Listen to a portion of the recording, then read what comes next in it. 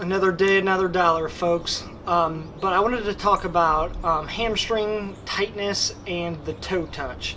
So, people tend to think their hamstrings are tight, and I come from the perspective that muscles don't ever really get tight. You might get the sensation of tightness, but structurally, there's nothing really tight.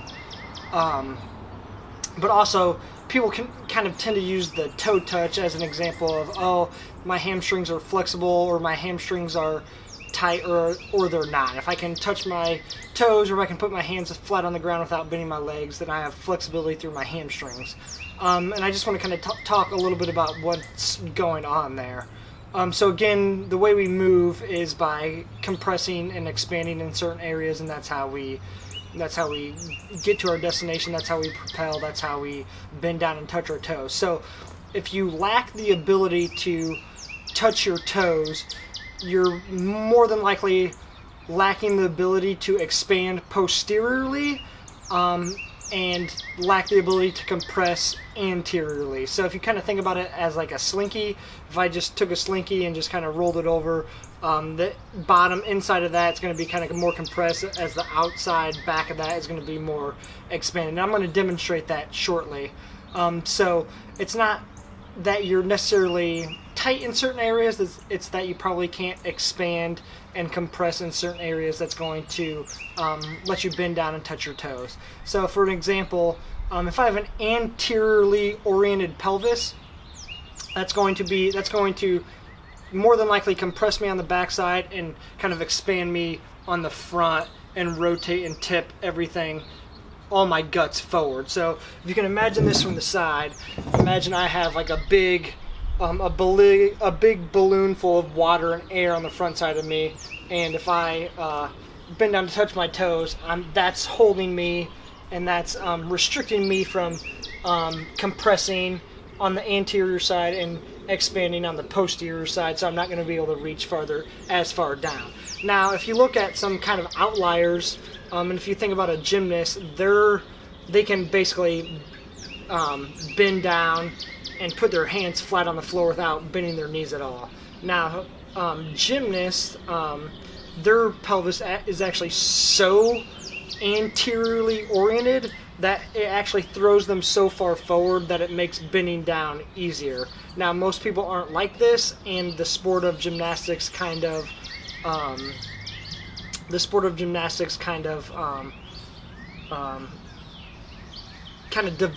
develops this on its own. It's kind of what's the word I'm looking for? Kind of selects for this. So I'm going to real quick kind of show you a little bit of a way to kind of optimize your toe touch, or a way to even just kind of practice your toe touch and get better at compressing and expanding in certain areas that might help your hamstrings feel less loose, and might give you a better representation of what's going on and how you can increase your toe touch if that's something you want to actually do. I also want to say, increasing your toe touch or increasing the flexibility to bend down and touch the ground without bending your legs, I'm not sure if that is always a good thing. Demonstrating that probably shows that you have a little bit more adaptability in your movement, and shows you that you have a little bit more kind of variability, if you would say. But in most sports, I'm willing to say that increasing your toe touch isn't necessarily going to give you much benefits to the sport. It's kind of a very specific endeavor, but if it makes you feel better, and if it gives you a little bit more kind of adaptability in your movement, then it might be a good thing for long-term health. But as far as performance, it might not necessarily be a good thing, and it really even may be a detriment. But anyways, here I go. I'm going to show you kind of what we're looking for, or what's going on in the toe touch. So how I'm going to start, I just got 2 bricks that are about 2.5, 3 inches high, and I'm going to elevate my heels on those. But before I actually go through this, I'm going to explain kind of what exactly I'm working on. So again, we're working on expanding on the back side, compressing on the front side, and that's going to help us bend down and touch our toes. So all the heel lift is going to do is going to orient our pelvis in a way orient our pelvis in a more posterior posterior way, and again, that's going to help us expand on the backside, compress on the front side, bend down, and touch our toes. So when I'm doing this, we're going to be breathing.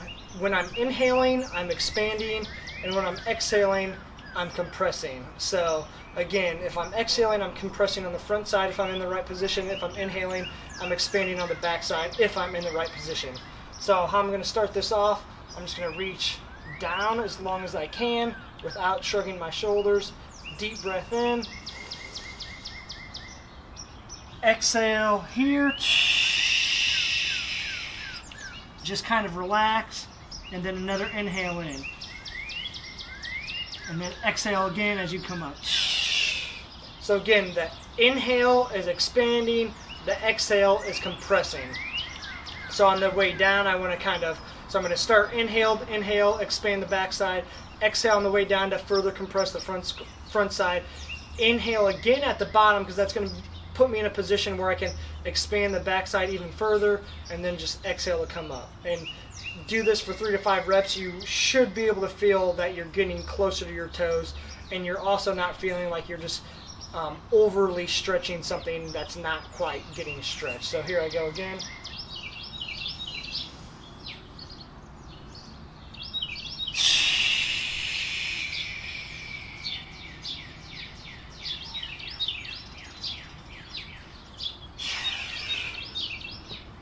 So again, that exhale on the way down is going to help me bend a little bit further, and then that inhale at the bottom should help me expand and bend down a little bit further as well. Now, to kind of just progress this, basically the only thing you have to do is just kind of diminish your heel lift as you go. As you get better and better, you should be able to take that down a little bit by a little bit.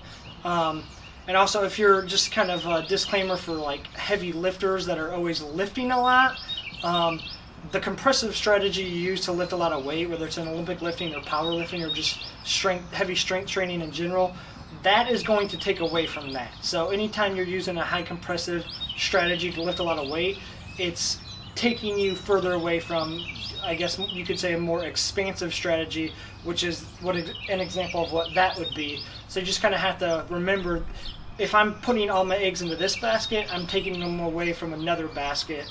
And you can't expect for things like this to improve if you're just using a high compressive strategy all the time. But there's always like cost and benefit analysis.